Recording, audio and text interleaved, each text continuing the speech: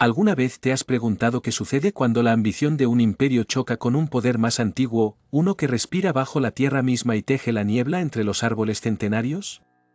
Los diarios de la expedición hablan de fiebres, de hambre, de desorientación, pero ocultan algo más. Algo que los nativos de esas tierras, los que vivieron y murieron en ellas por generaciones, conocían y respetaban.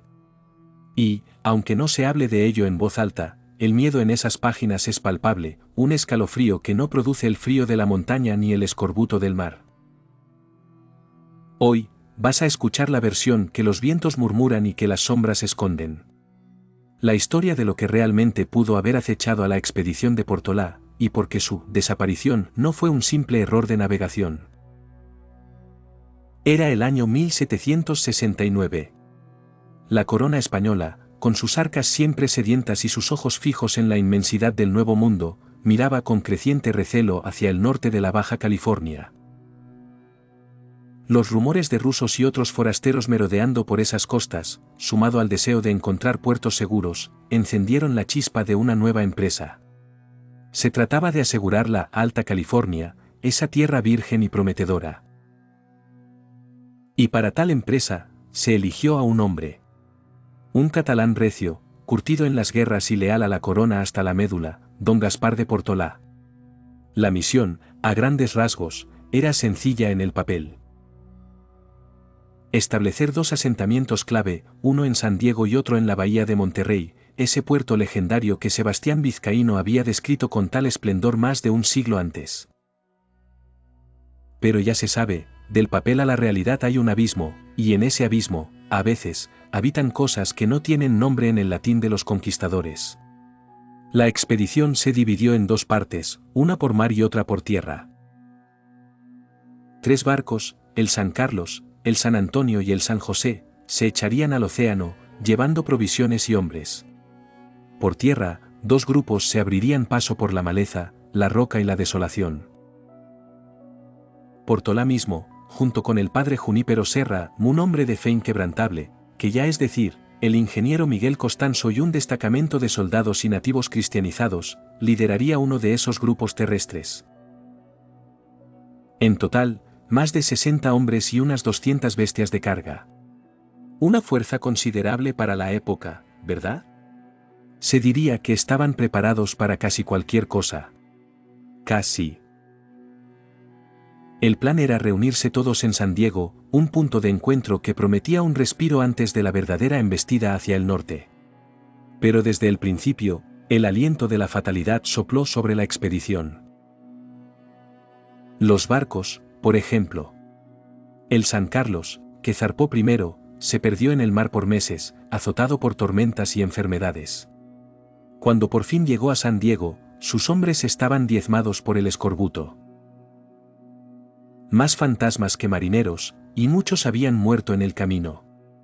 El San Antonio tuvo algo más de suerte, pero también arribó con su tripulación enferma. Y el San José, el San José. Ese barco, cargado con vitales provisiones, simplemente desapareció. Se lo tragó el océano, sin dejar rastro.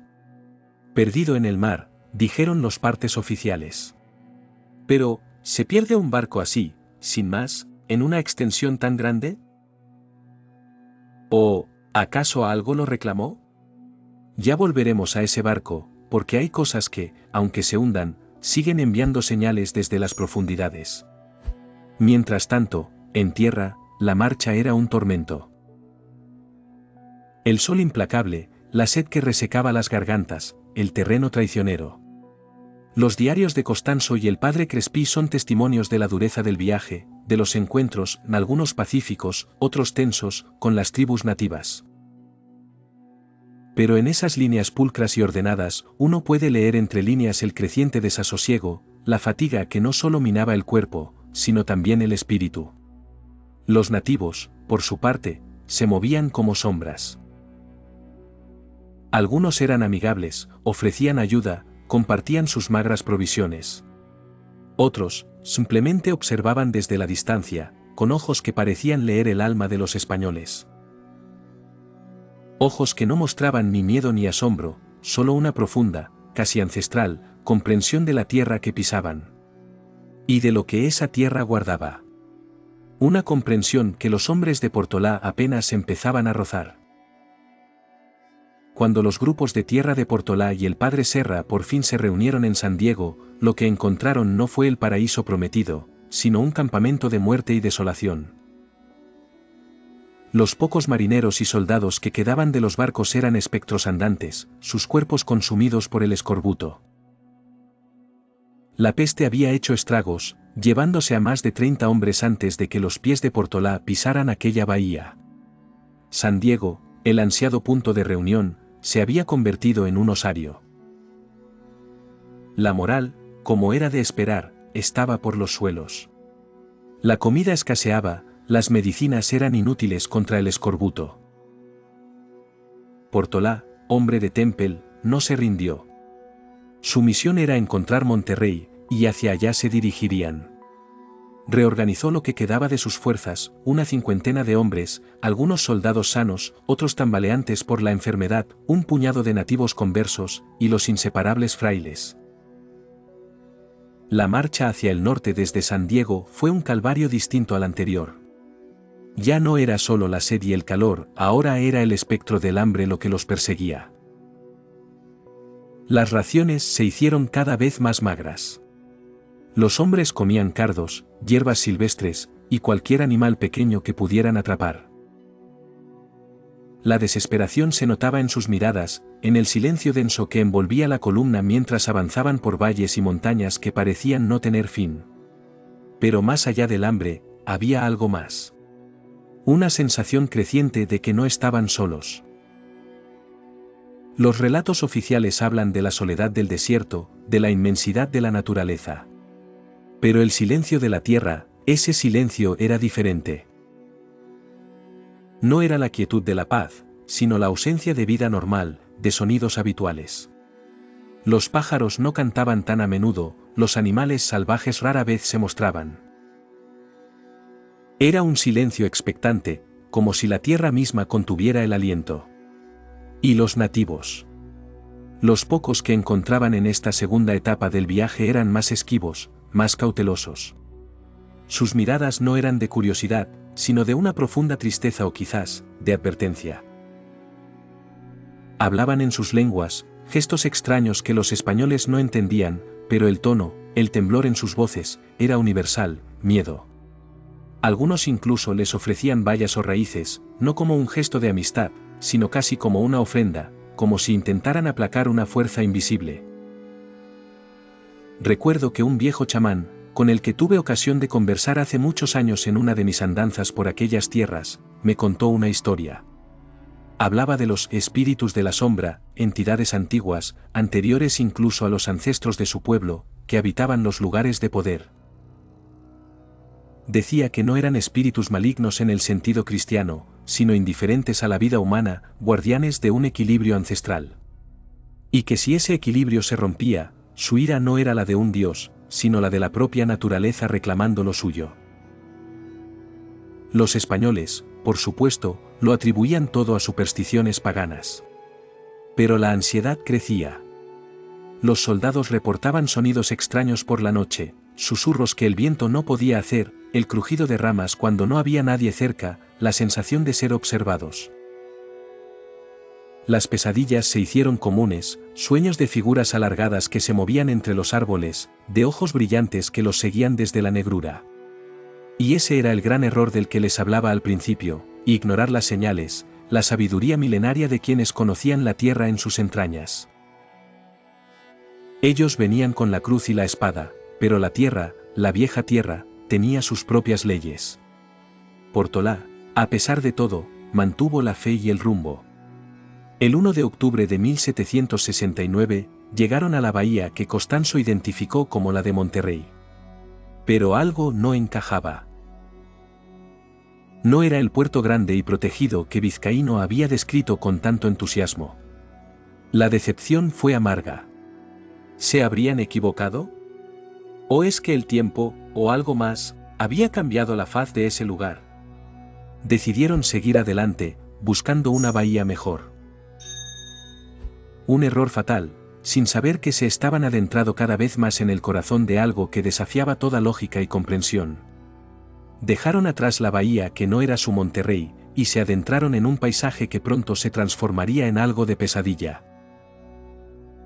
Los valles se hicieron más cerrados, los cañones más profundos, y los bosques, los bosques. No eran los pinares y robledales que conocían del sur. Eran masas densas de árboles gigantes, los imponentes secuoyas, tan viejos que hacían parecer a los hombres meros insectos. Sus copas se perdían en el cielo, creando una penumbra perpetua en el suelo, incluso a mediodía. El aire se volvió frío y húmedo, cargado con el olor a tierra mojada, a musgo y a algo más, algo indefinible, como el aliento de un ser antiguo. Y entonces llegó la niebla. No una neblina mañanera que se disipa con el sol. Era una niebla densa, casi viva, que se arrastraba desde el Pacífico y se metía en los bosques, envolviéndolo todo en un manto lechoso y opaco. Permanecía por días, a veces semanas, reduciendo la visibilidad a unos pocos pasos, desorientando a los hombres hasta el punto de la locura. Bajo ese velo, los sonidos se distorsionaban, las distancias se volvían engañosas, y cada árbol, cada roca, parecía tomar formas amenazantes. Los susurros, que antes eran solo fantasmas de la noche, ahora se atrevían a manifestarse a plena luz del día. Eran voces bajas, apenas perceptibles, que parecían venir del viento que se colaba entre las secuoyas, o quizás, del murmullo constante de la niebla. No hablaban en español, ni en las lenguas nativas que los frailes habían aprendido. Era un lenguaje más antiguo, gutural y melódico a la vez, que se metía en la cabeza y resonaba en el pecho como un tambor lejano. Los soldados, hombres rudos y acostumbrados a la dureza de la vida, comenzaron a reportar sensaciones extrañas. Hablaban de sombras que se movían entre la niebla, justo más allá del alcance de la vista, de figuras altas y delgadas que se desvanecían si intentaban acercarse. El padre Crespí, en sus diarios, comenzó a mencionar visiones. Atribuía al cansancio y al hambre la aparición de susurros celestiales o demoníacos. Pero los soldados y los arrieros, menos propensos a las interpretaciones religiosas, hablaban de algo distinto. Hablaban de presencias. La sensación de que no estaban solos, de que algo los seguía, los observaba desde la profundidad de esos bosques ancestrales. Una sensación de ser una intrusión, una nota discordante en un coro que había cantado por milenios. Los perros de la expedición, que hasta entonces habían sido fieles y ruidosos compañeros, se volvieron extrañamente quietos. Se negaban a adentrarse en ciertas zonas de los bosques, gimoteaban por las noches y se acurrucaban cerca de las hogueras. Algunos desaparecieron sin dejar rastro. Simplemente se esfumaron, como si la niebla se los hubiera tragado. El ganado también se puso inquieto. Las mulas y caballos relinchaban sin razón aparente, intentando soltarse de sus ataduras. Un día, una de las mulas más fuertes, cargada con las pocas provisiones que quedaban, se encabritó de repente, lanzando un grito agudo que no parecía propio de un animal, y corrió desbocada hacia lo más profundo del bosque. No había ninguna bestia salvaje que la persiguiera, ninguna razón aparente para tal reacción. Solo el terror puro. Portola intentó mantener la disciplina, pero el miedo es contagioso, y la moral se desmoronaba más rápido que los pocos víveres que les quedaban. Los hombres se enfermaban no solo de escorbuto y agotamiento, sino de un mal que los frailes llamaron melancolía, pero que era, en realidad, terror existencial. Un terror que nace de enfrentarse a lo incomprensible, a una fuerza que no puede ser combatida. Y el error, el que les mencioné al principio, se hizo aún más evidente. Los españoles, con su lógica cartesiana y su fe inquebrantable, no entendían que el mundo que pisaban tenía sus propias reglas, sus propios guardianes. Desoyeron las advertencias silenciosas de los nativos, las señales que la propia tierra enviaba. Pensaron que podían imponer su voluntad, su orden, sobre un caos que era, en realidad, una forma de vida milenaria. Y la tierra, poco a poco, empezaba a cobrarles el precio. Cada árbol, cada roca, cada ráfaga de niebla parecía ser parte de un plan más grande, de una fuerza que estaba empujando a la expedición hacia un punto sin retorno. Después de semanas de penurias, arrastrándose a través de la niebla y los bosques espectrales, la expedición, o lo que quedaba de ella, tropezó con una vista inesperada. La niebla se levantó por un breve instante, revelando no la ansiada bahía de Monterrey, sino otra más grande, más imponente. Era la bahía de San Francisco. Un puerto natural vasto y protegido, un lugar de una belleza salvaje y sobrecogedora. Era el 4 de noviembre de 1769. Habían llegado más al norte de lo que jamás habían imaginado, empujados por una fuerza invisible, como si el propio terreno los estuviera guiando hacia un destino ineludible. La moral, por un momento, se elevó. ¿Un puerto? Quizás la salvación. Los hombres, demacrados y exhaustos, gritaron de júbilo. Pero el entusiasmo duró poco. Esta bahía, majestuosa y solitaria, no era la de Monterrey.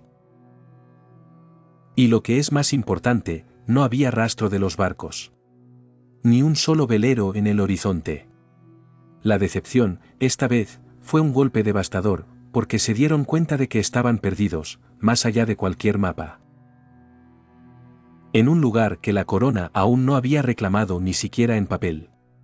Fue entonces cuando los exploradores, enviados para buscar provisiones y una salida, hicieron un descubrimiento que heló la sangre de los pocos hombres que quedaban cuerdos. Mientras se adentraban en una cala apartada, oculta por una densa franja de niebla y secuoyas, encontraron algo en la playa. Algo que el mar había vomitado, o que había sido abandonado en la resaca. Eran restos de un naufragio. Pero no restos cualquiera. La madera estaba podrida por el tiempo y el agua, pero aún se distinguían formas.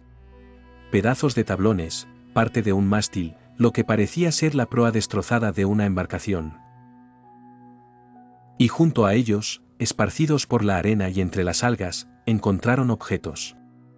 Fragmentos de tela con el emblema de la corona española, un rosario de madera carcomida, el mango de un cuchillo de marina, y lo más aterrador de todo, restos humanos. Huesos blanquecinos, algunos con marcas de lo que no parecían ser solo los dientes de los carroñeros marinos, sino algo más grande, más voraz. El shock fue brutal. Era el barco San José. El que se había perdido sin dejar rastro. Pero, ¿cómo había llegado hasta allí, a cientos de kilómetros de donde se suponía que había desaparecido, y tan al norte? Las corrientes no explicaban tal desvío.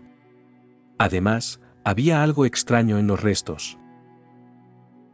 No era un simple naufragio por tormenta. Los fragmentos de madera mostraban grietas y desgarros inexplicables, como si algo inmenso lo hubiera aplastado, no las olas. Y los huesos, las marcas en ellos eran muy distintas a las de peces o tiburones. Eran cortes limpios, como si algo afilado los hubiera seccionado, o bien, roturas por una presión inhumana. La explicación oficial, la que se daría más tarde, fue que el San José simplemente se perdió en una tormenta, sus restos dispersados por el océano. Pero para los hombres de Portolá que vieron aquello, la verdad era mucho más siniestra. La bahía, tan hermosa y prometedora, se sentía ahora como una trampa, una boca abierta que había engullido a sus compatriotas. El miedo se apoderó de la expedición como una plaga. La esperanza se desvaneció por completo. Ya no era solo el hambre o el escorbuto, era el terror a lo desconocido, a lo que había reclamado el San José. Las pesadillas se intensificaron, ahora con imágenes claras de un barco siendo arrastrado a las profundidades por tentáculos gigantes, o de sombras colosales emergiendo de la niebla. Los soldados, que habían enfrentado batallas y salvajes, ahora se acurrucaban en sus mantas, llorando como niños. Algunos comenzaron a hablar de demonios marinos o espíritus ancestrales que protegían esas costas. El padre Junípero Serra, con su fe inquebrantable, se esforzó por dar consuelo, pero incluso él, un hombre de acero espiritual, sintió el escalofrío de algo que no podía explicarse con dogmas. sus oraciones se volvían cada vez más frenéticas, como si tratara de ahuyentar no solo la desesperación, sino también una presencia que sentía crecer a su alrededor. Portola, viendo a sus hombres al borde del colapso, tomó una decisión drástica. No podían seguir adelante. No había un Monterrey que buscar, y la promesa de la corona se había disuelto en la niebla y la desesperación. Decidió regresar a San Diego. El camino de vuelta sería aún más brutal, con la sombra del San José y la bahía de San Francisco persiguiéndolos en cada paso. Y la conciencia creciente de que habían despertado algo inmemorial, en las profundidades de esa tierra virgen. Ahora, la pregunta ya no era si llegarían a Monterrey, sino si alguno de ellos regresaría para contar la historia. Y lo que encontraron en la bahía no era el final de la pesadilla, sino el inicio de una persecución silenciosa que se les pegaría a las botas y a la piel. El regreso a San Diego se convirtió en una pesadilla más lenta y tortuosa que la ida. Ya no era solo el hambre o el escorbuto, era una persecución silenciosa lo que los acosaba. La niebla se convirtió en su compañera constante, envolviéndolos como un sudario. Dentro de esa niebla, las sombras no eran solo producto de la imaginación. Los hombres empezaron a verlas con demasiada frecuencia, figuras indistintas que parecían mimetizarse con el entorno, siempre en la periferia de su visión. No atacaban, no hacían ruido, simplemente estaban. Una presencia observadora, paciente, que los estaba empujando. Los susurros se hicieron más claros, más insistentes. Ya no eran solo sonidos sin forma, algunos juraban escuchar sus propios nombres, distorsionados, como si fueran pronunciados desde lo más profundo del subsuelo. La paranoia se extendió como un fuego incontrolable. Los hombres se acusaban unos a otros de esconder comida, de traición, de debilidad. Las riñas eran constantes, y Portola apenas podía mantener el orden. Los pocos nativos conversos que quedaban, que al principio habían sido reacios a hablar, ahora murmuraban en sus lenguas sobre espíritus de la tierra, que reclamaban a los intrusos, sobre almas antiguas que se negaban a ser profanadas. Hablaban de un lugar donde el velo entre este mundo y el otro era más delgado, y que la expedición había cruzado esa línea sin saberlo. Una de las noches más frías, cerca de lo que hoy llamaríamos la zona de Big Sur, sucedió algo que rompió lo poco que quedaba de su cordura. Un grupo de soldados, incapaces de dormir por el frío y el miedo, reportaron haber visto, a través de la densa niebla que rodeaba su campamento, luces extrañas. No eran hogueras ni linternas, sino destellos azulados que danzaban entre los árboles más altos. Luego, el sargento a cargo del puesto de vigilancia, un hombre curtido que había visto lo peor de las batallas, comenzó a gritar. No eran gritos de dolor, sino de puro terror. Corrieron hacia él y lo encontraron arrodillado, con las manos apretando su cabeza.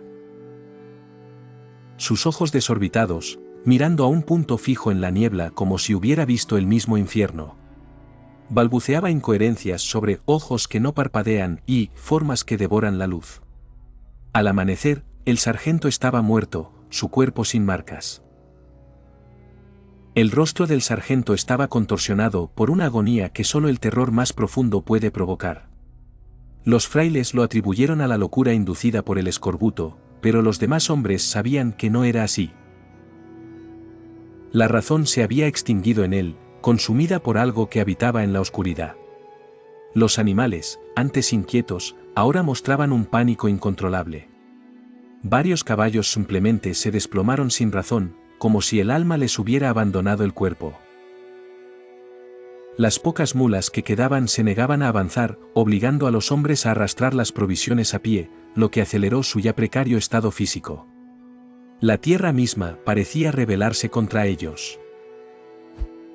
Pequeños desprendimientos de rocas, cambios repentinos en el clima que los sumían en tormentas repentinas y gélidas, senderos que de repente desaparecían o se volvían infranqueables. Era como si la naturaleza, guiada por una voluntad invisible, quisiera barrerlos de su faz. Portola, un hombre de acero, comenzó a mostrar signos de flaqueza. sus ojos, antes llenos de determinación, ahora reflejaban una profunda fatiga, una duda que nunca había permitido asomarse. Se le veía hablar solo por las noches. Murmuraba plegarias y órdenes a un enemigo invisible. La realidad se desdibujaba, y la expedición se arrastraba, más por inercia que por voluntad. El miedo no los mataba, pero los estaba volviendo locos, uno a uno.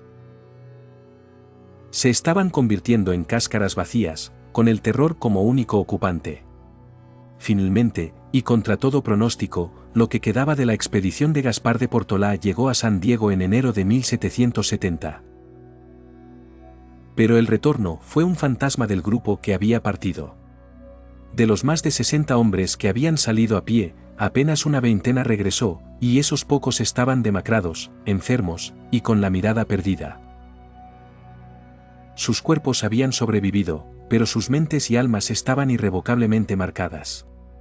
Los relatos oficiales de la expedición, los que se enviaron a la corona, minimizaban el horror. Hablaban de grandes dificultades, de escorbuto y terreno inhóspito. Del San José, se dijo que se perdió en el mar.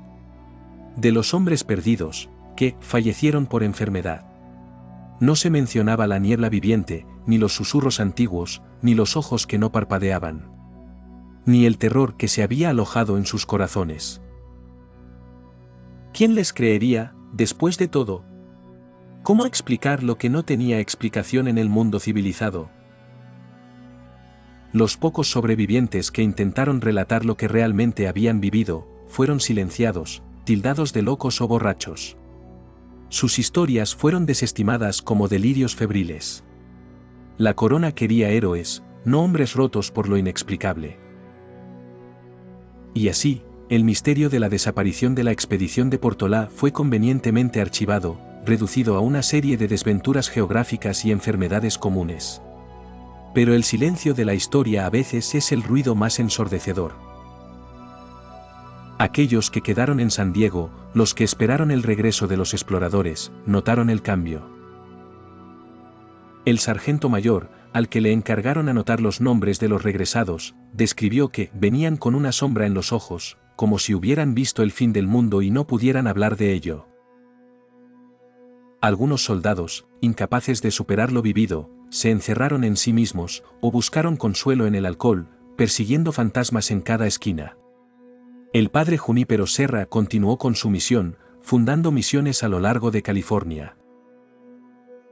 Pero incluso él, un hombre de fe inquebrantable, nunca volvió a adentrarse tan profundamente en los bosques del norte. Se dice que sus sermones sobre la presencia del mal se volvieron más intensos, más desesperados, como si no predicara solo a sus feligreses, sino a una oscuridad que aún no acechaba. La bahía de San Francisco, con el tiempo, se convertiría en un bullicioso puerto, un símbolo de progreso y civilización. Pero sus aguas aún guardan secretos. Y en los vastos bosques de secuoyas, cuando la niebla se asienta densa y el viento susurra entre las copas centenarias, los lugareños dicen que aún se pueden escuchar los ecos de las oraciones desesperadas de hombres perdidos. El error de Portolá, y de la corona, no fue buscar nuevas tierras. Fue pensar que podían domar una tierra que tenía su propia alma, sus propios guardianes, y su propia forma de defenderse. Porque la Alta California, en sus profundidades, aún respira con un poder que el hombre jamás podrá comprender del todo. Y así, muchachos, termina esta parte del relato. La historia oficial apenas rasca la superficie de lo que pudo haber sucedido en esas tierras salvajes. La expedición de Gaspar de Portolá se considera un éxito en los libros, por haber descubierto la bahía de San Francisco y establecido las bases para las misiones. ¿Pero a qué costo? La verdadera desaparición no fue solo la de los hombres, sino la de su cordura, devorada por lo incomprensible. Lo que allí ocurrió no fue una simple sucesión de infortunios. Fue un encuentro con algo primordial, algo que existía antes del hombre y que, quizás, seguirá existiendo mucho después. Los bosques de secuoyas, la niebla perpetua, las aguas profundas de la bahía, son testigos mudos de una verdad más oscura. que hay lugares en este mundo donde el velo entre lo real y lo que yace más allá es tan delgado que el más mínimo paso en falso puede arrastrarte a un abismo del que la ciencia y la fe no tienen respuestas. La historia de Portola no es solo un relato de exploración, sino una advertencia. Una advertencia sobre la arrogancia humana frente a lo inmensurable, sobre el costo de perturbar lo que debe permanecer dormido. Y la prueba, si es que se necesita una, es el silencio de los que regresaron. Un silencio que grita el verdadero terror. Si este relato te ha inquietado tanto como a mí al contarlo, imagina las otras historias que aguardan en las sombras. Suscríbete al canal para no perderte las verdades ocultas y los misterios sin resolver que te traeré. Y si te has quedado con ganas de más, te dejo este otro vídeo aquí arriba donde profundizamos en otros sucesos inexplicables.